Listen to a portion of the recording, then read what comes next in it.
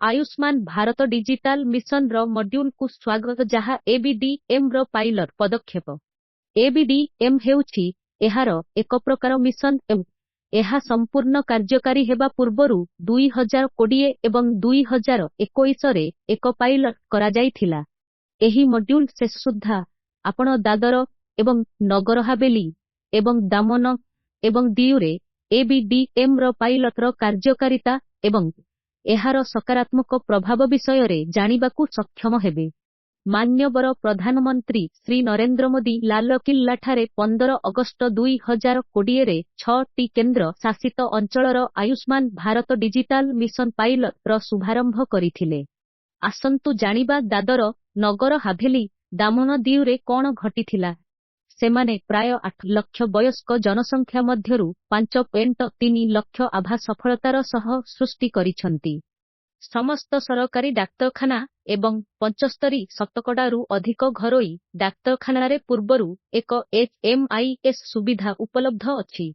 आसंतु जानिबा सेमाने किपरि ABDM कार्यकारी करिबारे सक्षम होइथिले एवं दामन दीववासी सेमानंक अभिज्ञता विषय रे कोन कहुछंती। मान्यवर प्रधानमंत्री श्री नरेंद्र मोदी 15 अगस्त 2020 रे लाल किल्लारू आयुष्मान भारत डिजिटाल मिशन रो पाइलट प्रकल्प घोषणा करिथिले। विभिन्न अंशग्रहणकारींक मध्यरे थिबा व्यवधान को दूर करिबा पई डिजिटाल स्वास्थ्य इकोसिस्टम निर्माण करिबा एही मिशन रो लक्ष्य। जदि आपणक आभा सृष्टि करिसंती तेबे आपणक डॉक्टरंक सह जोगाजोग करि परिबे एवं कागजविहीन उपाय रे आपणक स्वास्थ्य रेकर्ड एवं इतिहास को विनिमय करि परिबे।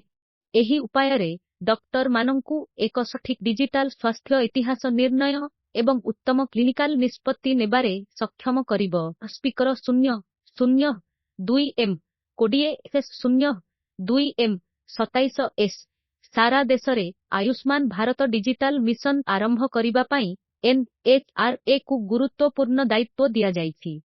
दादर नगर हावेली एवं दामन दीव समेत 6टी केंद्र शासित अंचल रे एबीडीएम रो पाइलट प्रकल्प कार्यकारी होइछि। एही प्रकल्प अधीन रे दामन दीव रो समस्त बासिंदांकु एबीडीएम सहित जोड़ा जाउछि। वर्तमान सुद्धा दामन दीव रे 5 लाखरू अधिक आभा सृष्टि होइछि। एहा व्यतीत समस्त सरकारी स्वास्थ्य केंद्र एबीडीएम अधीन रे पंजीकृत होइछि। एही पदक्षेप को सुदृढ़ करिबा पई दामन एवं दीव रे ई आरोग्य सॉफ्टवेयर को एबीडीएम सहित संयुक्त करा जाउछि। प्रथम पदक्षेप रे समस्त व्यक्तिंको आभा ई आरोग्य सॉफ्टवेयर व्यवहार करी तयारी करा जाइथिला। सेही भली द्वितीय पदक्षेप रे रोगींको आभा सेमानंक स्वास्थ्य रेकर्ड सहित संजोग हेउछि, जहा माध्यम रे सेमाने डिजिटाल माध्यम रे सेमानंकर स्वास्थ्य रेकर्ड को एक्सेस करि परिबे। तृतीय पदक्षेप एकीकरण सरिबा परे रोगी माने पंजीकृत एवं जांच करा जाइथिबा स्वास्थ्य सेवा प्रदानकारींक सह सेमानंकर स्वास्थ्य रेकर्ड विनिमय करि परिबे एवं समग्र देश रे स्वास्थ्य सेवार लाभ उठाई परिबे। दामन दीव रे एबीडीएम रो शक्ति प्रदर्शन करछंती। कार्यकारितार सफलता एवं एहार प्रभाव अत्यंत उल्लेखनीय। अन्य केंद्र शासित अंचल रे मध्य समान फलाफल देखिबाकू मिलिथिला। तेणु सेप्टेम्बर 27, 2021 रे एबीडीएम देशव्यापी आरंभ होइथिला।